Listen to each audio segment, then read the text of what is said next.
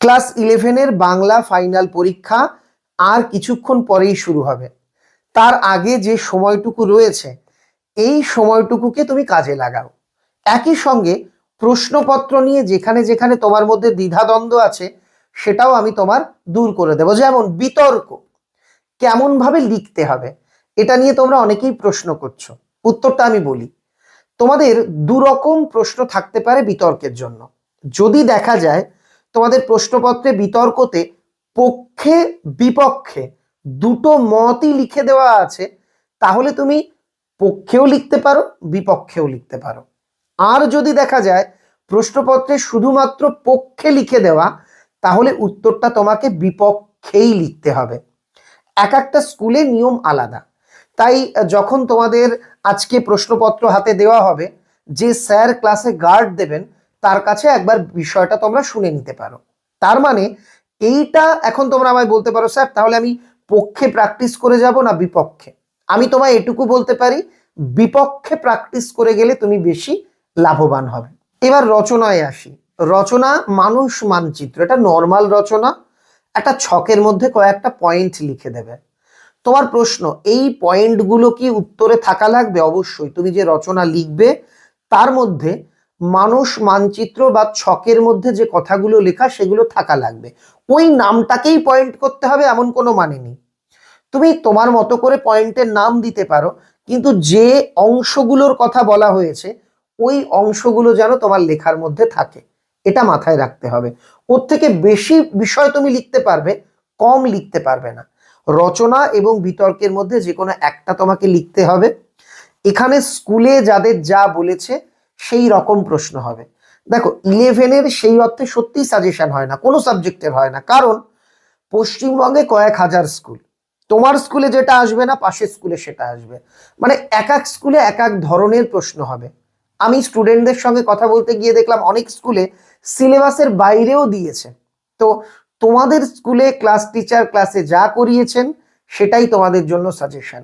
যাদের স্কুলে কিচ্ছু বলেনি কিংবা যাদের কেনা প্রশ্ন হবে, সত্যি তাদের কিন্তু সমস্যা আছে। এবার এ গেল রচনার কথা। দ্বিতীয় বইটা নিয়ে অনেকের চিন্তা, আমরা কি করব। দ্বিতীয় বই থেকে আমি তোমাকে বলতে পারি, অধিকাংশ স্কুলে বাংলা গদ্যে কারো একটা অবদান দেবেই। ওই যে দ্বিতীয় বইটা অত মোটা বই, অত বড় সিলেবাস, ওখান থেকে মাত্র 5 নাম্বার আসবে। সেখানে বাংলা গদ্যে ফোর্ট উইলিয়াম, তারপর বিদ্যাসাগর, রামমোহন, এই রকম বাংলা গদ্যে যার যার অবদান ক্লাসে তোমাদের পড়ানো হয়েছে তার মধ্যে একটা প্রশ্ন দিতে পারে। বা ওই অংশ থেকে স্কুলে স্যার বা ম্যাডাম যা যা পড়তে বলেছে, হতে পারে তোমাকে নাটকে বলা হয়েছে, নাটকে অমুক অমুকের অবদান, মধুসূদন দত্তের, দীনবন্ধু মিত্রের, বা যার যার অবদান পড়তে বলা হয়েছে, বিজন ভট্টাচার্যের, সেই জায়গা থেকে একটা প্রশ্ন তোমাকে করা হতে পারে। মনে রাখবে এই যে যে সাহিত্যে অবদান, এই অংশেই তোমাকে কিন্তু দিতে পারে প্রবাদ প্রবচন, লোককথা, ছড়া ধাঁধা। এগুলো যদি স্কুলে পড়তে বলে তোমরা একটু দেখে নিও। এইবার মেইন জায়গা, অর্থাৎ গল্প কবিতা। ছুটি গল্প থেকে ক্লাসে যা যা পড়িয়েছেন সেটাই তোমাদের সাজেশন। আমি কয়েকটা টপিক বলছি, এর মধ্যে ক্লাসে স্যার যেগুলো ধরেছেন বা যেগুলোর কথা বলেছেন তুমি ধরে নাও, তার মধ্যে থেকেই প্রশ্ন আসবে। স্যার যদি কিছু না বলেন, আমি যে কটা প্রশ্ন বলছি এগুলো একটু দেখে যেও। প্রথম, ছুটি গল্পে ফটিকের চরিত্র।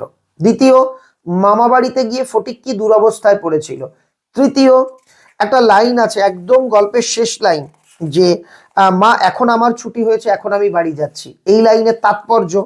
চতুর্থ, 13-14 বছরের মতো পৃথিবীতে এমন বালাই আর নেই, কোন প্রসঙ্গে এই উক্তি। আর একটা আছে, এক বাও মেলে না দো বাও মেলে না, এই জায়গাতে এর তাৎপর্য। আর ছুটি গল্পের নামকরণ, ছোট গল্প হিসেবে ছুটি কতটা সার্থক। এই যে কটা টপিক আমি বললাম, এর মধ্যে স্কুলে তোমাদের স্যার যেগুলো ধরেছেন তোমরা আজকে সেগুলো একটু দেখে নাও। তারপর চলে যাও তেলেনাপোতা আবিষ্কার। এটা একটু বড় গল্প। এখানে পুকুর ঘাটের বর্ণনা বা মাছ শিকারের বর্ণনা, গরুর গাড়ির যাত্রাপথের বর্ণনা, কথক কখন নিরঞ্জনের ভূমিকায় অবতীর্ণ হন, তেলেনাপোতা আবিষ্কারের শর্ত কি, না মাসিমা আর পালাবো না, বা না মাসিমা আমার কথা নড়চড় হবে না, কে কাকে এই কথা বলেছিল, মনে হবে তেলেনাপোতা বলে সত্যিই কোথাও কিছু নেই, কার কখন কেন এমন মনে হয়, তেলেনাপোতা গল্প ছোট গল্প হিসাবে কতদূর সার্থক, তারপর নায়ক চরিত্র এই গল্পের, এই টাইপের কিছু প্রশ্ন এখান থেকে পড়তে হবে।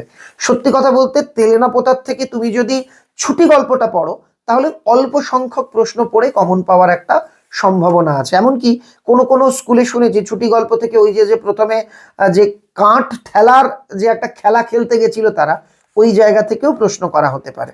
কবিতা ভাব সম্মিলন, একদম ধরে রাখো এটা 99% স্কুলে আসবে। ভাব সম্মিলন কি? এই কবিতায় রাধার আনন্দের পরিচয় দাও। এখান থেকে যা প্রশ্ন আসুক না কেন, এই প্রশ্ন পড়া থাকলে তুমি কিন্তু তার উত্তর লিখে আসতে পারবে বা লাইন তুলে দিতে পারে। আচর ভরিয়া যদি মহানিধি পাই তব হাম দূর দেশে পিয়া না পাঠাই, বা শীতের ওড়নি পিয়া গিরিশের, বা বরিশার ছত্র পিয়া দরিয়ার না। এই যে যে লাইনগুলো, এরকম লাইন তুলেও প্রশ্ন হতে পারে। মোট কথা কবিতার বিষয়বস্তুটা ভালো করে তোমরা এখান থেকে পড়ে নেবে। তারপর লালন শাহ ফকিরের গান, এই কবিতার বিষয়বস্তু বা মানুষ ভজলে সোনার মানুষ হবি, এই যে লাইনের তাৎপর্য, একই প্রশ্ন, এটা ভালো করে পড়ে নাও। তারপর রয়েছে তোমাদের নুন কবিতা, আমাদের শুকনো ভাতে লবণের ব্যবস্থা হোক, ইম্পর্টেন্ট। নুন কবিতার নামকরণ ইম্পর্টেন্ট। শ্রমজীবীদের যে জীবন যন্ত্রণা ফুটে উঠেছে নুন কবিতায়, বা আমরা তো সামান্য লোক, এই যে লাইনটা, এটাও তোমাদের কিন্তু পড়ে যেতে হবে। আগুন নাটক অনেকটা বড় নাটক। আগুন নাটক থেকে আমি তোমাদের বলবো নাটকের 4 আর 5 নাম্বার দৃশ্য ভালো করে পড়ো, যেখানে মনোরমার সঙ্গে হরেকৃষ্ণ বাবুর কথোপকথন, সেখানে বলছে যে রক্ষক সেই হলো গিয়ে ভক্ষক ইত্যাদি ইত্যাদি। আর 5 নাম্বার অংশ যেখানে সিভিক ভলেন্টিয়ার সবাইকে বকাবকি করছে, একজন এসে বলছে আগুন ধরেছে আমার পেটে। এই দুটো পার্ট ভালো করে পড়ো, এখান থেকে প্রশ্ন আসবে আসবে আসবে আসবে, একদম গ্যারান্টি। এবার পঞ্চতন্ত্র, তো এখান থেকে আমি প্রথমেই আসি তোমাদের পঞ্চতন্ত্রের বই কেনা। বই কেনা থেকে মার্ক টুয়েনের লাইব্রেরির বিশেষত্ব, আদ্রে জিদে কিভাবে তার বন্ধুদের আর কি শায়েস্তা করেছিল। তারপর বাঙালির বই কেনার প্রতি বৈরাগ্য দেখে মনে হয় গল্পটা সে জানে, কোন গল্পটা জানে। এই যে যে 2-3টে প্রশ্ন, তারপর চোখ বাড়ানোর পন্থা, এইটা একটু দেখে নেবে। আজব শহর কলকাতা, কলকাতাকে কেন আজব শহর বলা হয়েছে, ফ্রেঞ্চ বুকশপের বর্ণনা। তারপর দেখবে লাস্টে আছে একটা খাসা বই পেয়েছিল প্রাবন্ধিক, সেই বইটার বর্ণনা। 25শে বৈশাখ খুব ইম্পর্টেন্ট, তিনি রবীন্দ্রনাথের গান ছাড়া অন্যান্য কোন গুণের কথা বলেছেন, রবীন্দ্রনাথের গান সম্পর্কে কি বলেছেন, বা রবীন্দ্রনাথের গান কেন নিজেকে সম্পূর্ণভাবে নিঃশেষ করে না, এইটা খুব ভালো করে পড়বে। আড্ডাতে বাড়ির আড্ডায় মেল মেলে না, কাফেদা নীল বা নীলনদ ক্যাফের বর্ণনা সব। তারপর প্রাবন্ধিক আরো যে একটি ক্যাফেতে যেত সেটার বর্ণনা, এইগুলো একটু দেখে রাখবে। তারপর গদ্যে ফোর্ট উইলিয়াম বলেছি, গদ্যে প্রমথ চৌধুরী, রাজা রামমোহন রায়, বিদ্যাসাগর, কবিতায় ঈশ্বরগুপ্ত, তারপর বিহারীলাল চক্রবর্তী, মাইকেল মধুসূদন, নাটকে দীনবন্ধু মিত্র, তারপর নাটকে মধুসূদন, কবিতায় জীবনানন্দ, ছোট গল্পে রবীন্দ্রনাথ, কবিতায় রবীন্দ্রনাথ, এইগুলো। তারপর মানে আমি শুনতে মনে হচ্ছে অনেকগুলো, এর মধ্যে তোমাদের স্কুল যেগুলো বলবে এইগুলো তোমাকে একটু পড়ে যেতে হবে। মোট কথা উত্তর কিন্তু ছাড়বে না, এটা বড় প্রশ্নের সেমিস্টার। একটা উত্তর লিখবার পর একটু পড়ে দেখবে যে সবকিছু ঠিকঠাক আছে কিনা।